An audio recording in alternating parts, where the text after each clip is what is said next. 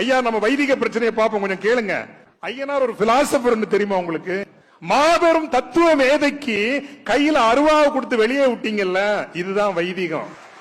ஐயனாரை பத்தி அண்ணன் அருட்தந்தை ஜெகத் கஸ்பர் பேசுறார். ஐயனார் சிவனின் வடிவம். முதல்ல ஐயனார் கையில அருவாளை கொடுத்துனார். ஐயனார் கையில சாட்டதாங்கய்யா இருக்கு, அருவாள் இல்லைங்கய்யா, முதல்ல தெரிஞ்சுக்கங்க. ஐயனார் சிவனின் வடிவமாக கும்பிடுகிறோம். பொன்னையனார் என்று பெயர். அங்கே கோவிலிலே மூர்த்தியாக ஒரு திருவுருவம் திருக்கடவுள் அமர்ந்திருப்பார். அவருக்கான பல வடிவங்களாக அமர்ந்திருக்கும். கருப்பசாமி திருமாலுடைய வடிவம். இதை சிறு தெய்வம் பெருதெய்வ வழிபாடு என்றெல்லாம் அதற்குள்ள குழப்பத்தை உருவாக்கியது கிறிஸ்தவ மிஷினரிகள். கிறிஸ்தவ மிஷினரிகள் வந்த பின்புதான் இந்த குழப்பம் வந்தது.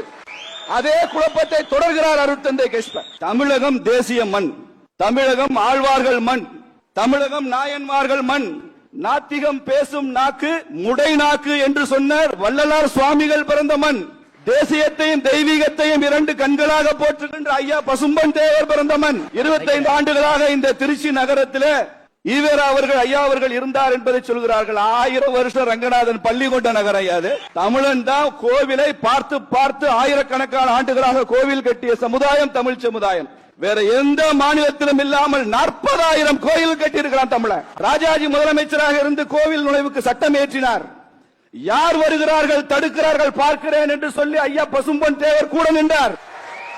எல்லாமே இந்த தேசத்துல ஏதாவது தமிழ்நாட்டில் நல்லது நடந்தா ஈவேராவால் நடந்தது, ஈவேராவால் நடந்தது. ஏதாவது ஒரு பிரச்சனை இருந்தா அது சனாதனத்தினால் நடந்தது, சனாதனத்தினால் நடந்தது. சனாதனத்தை பற்றி ஜெகத் கஸ்பர் அவர்கள் பேசக்கூடாது. நீங்கள் கிறிஸ்தவர், அருட்தந்தை உங்களை மதிக்கிறோம். நீங்கள் கிறிஸ்தவ மதத்தில் இருக்கிற தீண்டாமையை பத்தி பேசுங்க சார். கிறிஸ்தவ மதத்தில் இருக்கிற பிரச்சனையை பத்தி பேசுங்க. எத்தனை உதாரணங்கள் தலித் கிறிஸ்தவர்களுக்கு இடுகாட்டில் உரிமை மறுக்கப்படுகிறது இந்த திருச்சியில இருக்கா இல்லையா?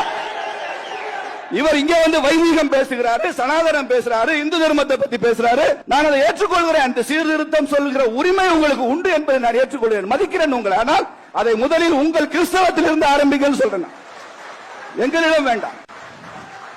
எல்லா சாதியினரும் அர்ச்சராகணும், ஆலயத்துக்குள்ள போகணும் பேசுற அக்கா அருள்மொழி தமிழ்நாட்டின் மசூதிகளில் பெண்கள் வழிபட அனுமதி வேண்டும் கேட்பாரா?